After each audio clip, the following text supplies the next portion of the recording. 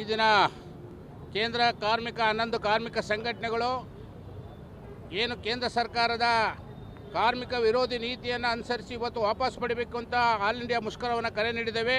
ಅದರ ಭಾಗವಾಗಿ ಇವತ್ತು ತುಮಕೂರಿನಲ್ಲಿ ಅಂತರಸ್ಥಳಿ ಕೈಗಾರಿಕಾ ಪ್ರದೇಶ, ಹೊಸನಸಾಪುರ ಕೈಗಾರಿಕಾ ಪ್ರದೇಶ, ಹಿರೇಹಳ್ಳಿ ಕೈಗಾರಿಕಾ ಪ್ರದೇಶ, ಸತ್ಮಂಗಲ ಕೈಗಾರಿಕಾ ಪ್ರದೇಶದಲ್ಲಿ ಬಹುತೇಕ ಇವತ್ತು ಕಾರ್ಮಿಕರು ತಮ್ಮ ಕೆಲಸವನ್ನು ಸ್ಥಗಿತಗೊಳಿಸಿ ಕೇಂದ್ರ ಸರ್ಕಾರದ 45 ಕಾರ್ಮಿಕ ಕೋಡ್ಗಳನ್ನ 4 ಕೋಡ್ನಾಗಿ ವಿಂಗಡಣೆ ಮಾಡೋದನ್ನು ವಿರೋಧಿಸಬೇಕು ಅಂತೇಳಿ ಕರೆ ಕೊಟ್ಟಿದ್ದು ಇವತ್ತು ಸಂಪೂರ್ಣವಾಗಿ ಯಶಸ್ವಿಯಾಗಿದೆ.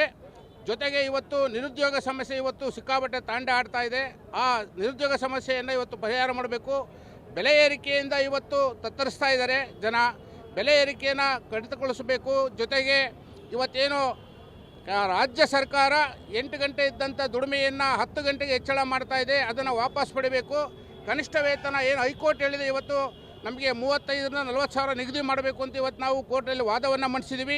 ಅದನ್ನು ರಾಜ್ಯ ಸರ್ಕಾರ ಕೂಡಲೇ ಪರಿಗಣಿಸಬೇಕು ಅಂತಕ್ಕಂಥ ಹಲವಾರು ಬೇಡಿಕೆಗಳನ್ನ ಇವತ್ತು ಇಟ್ಕೊಂಡು ಮುಷ್ಕರದಲ್ಲಿ ಇವತ್ತು ಸಾವಿರಾರು ಜನ ಭಾಗವಹಿಸಿದ್ದಾರೆ. ಈ ಮುಷ್ಕರ ಇವತ್ತು ದೇಶದಲ್ಲಿ ಸುಮಾರು 35ರಿಂದ 40 ಕೋಟಿವರೆಗೂ ಇವತ್ತು ಕಾರ್ಮಿಕರು ಮುಷ್ಕರದಲ್ಲಿ ಭಾಗವಹಿಸಿದ್ದಾರೆ.